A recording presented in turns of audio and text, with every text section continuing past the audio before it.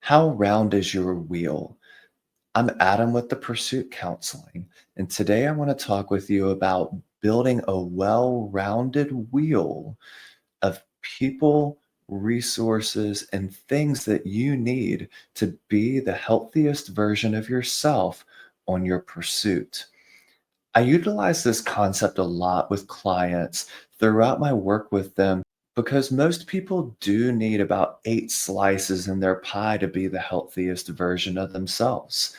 They might need diet, sleep, exercise, work, family, um, professional counselor, doctor, and maybe a faith or mindfulness practice in their life. And so those are the 8 areas that I like to think about. So let's go through them. Diet.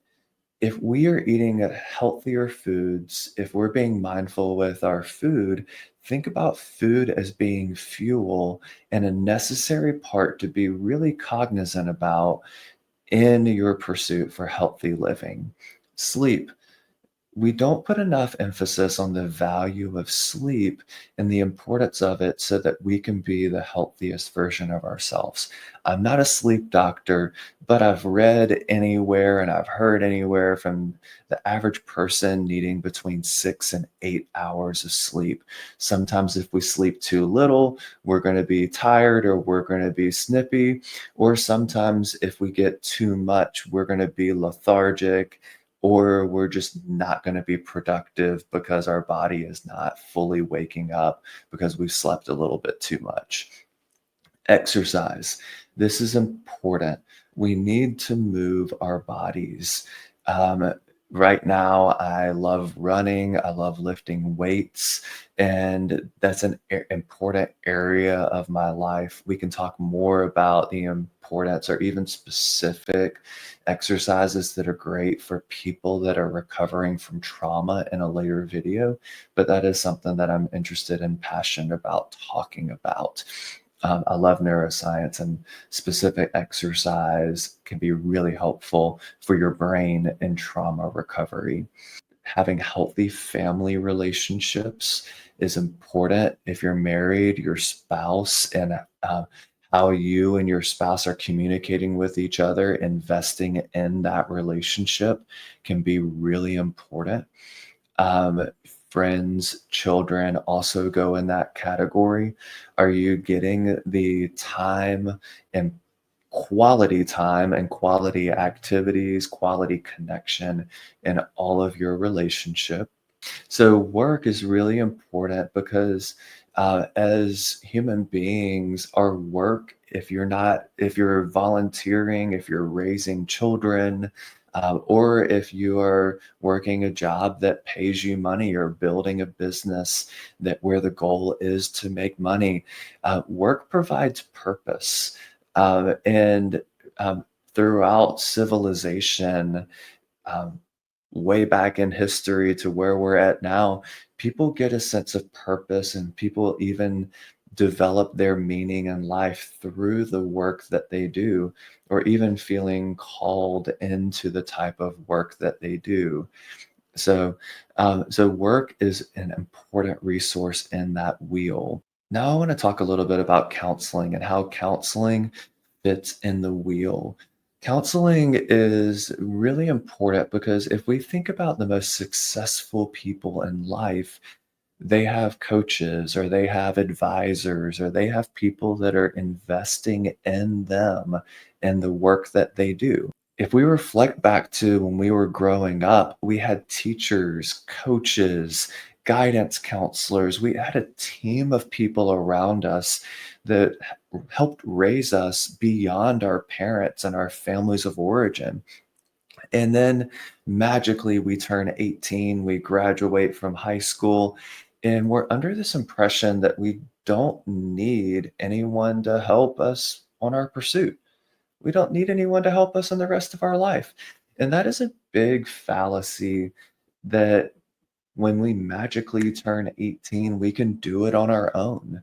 If you go to higher education or you start learning a trade, then you do incorporate and you inherit further mentorship or training through other professionals.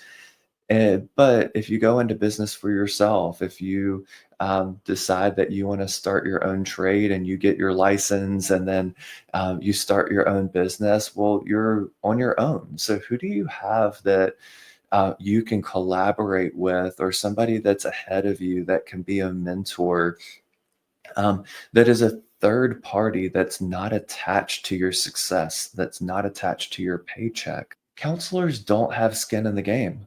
We are largely not affected by your decisions because you don't go home to us. We don't go home to you. If you're working on sobriety and you have a relapse, well, your counselor is not affected by that decision. We are human and we have empathy and we are invested in our work, but we don't go home with you. We get to be that true third party that if you relapse, like, you don't need to feel shame or guilt or that you let your counselor down by that relapse.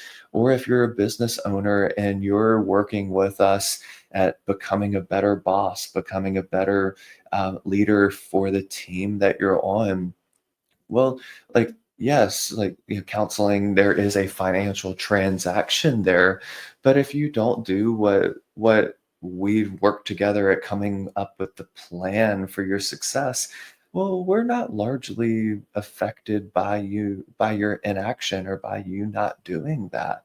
We're here with you, and a lot of times when my clients come into my office and they say, "Hey, I know we talked about doing this, but I didn't do it."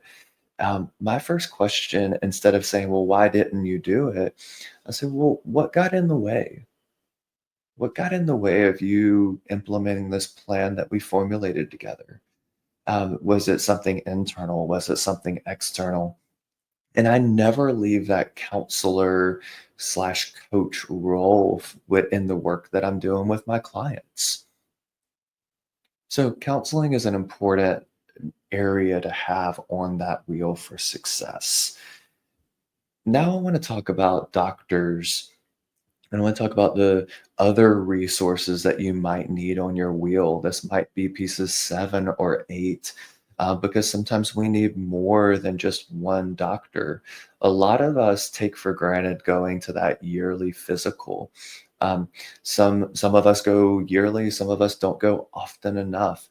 But having a physician help you with that chemical internal part of your life can be really helpful, because if your labs are not coming back within a quote unquote normal range, then there might be some adjustments that can be made through the diet, sleep, exercise, or other items on your list that you might not be taking full advantage of, or you might not be succeeding in.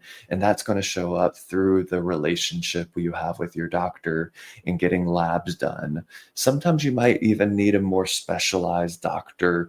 You might need, as we get older, men and women, our hormone health is an important factor. Every year that you get older, especially for men, I'm very passionate about men's health and getting testosterone levels checked because it made such a big difference in my life. But the more that we have, so every year that we get older, our testosterone levels drop a little bit more. And they drop a little bit more. And that's just where the science is. They're still working on trying to science is still trying to work on figuring out why, what are the causes of that. But right now, we do know that throughout history, that the average number of testosterone for the average male is dropping every year. So I'm 40. So 40-year-olds now versus 40-year-olds in the 1980s. The 1980s male is going to, on average, have a higher testosterone level. Again, disclaimer, I am not a doctor. I am a licensed professional counselor, but I am not your counselor. And so I work very closely with my doctor to understand historically what is going on throughout history, but also specifically what's going on for me.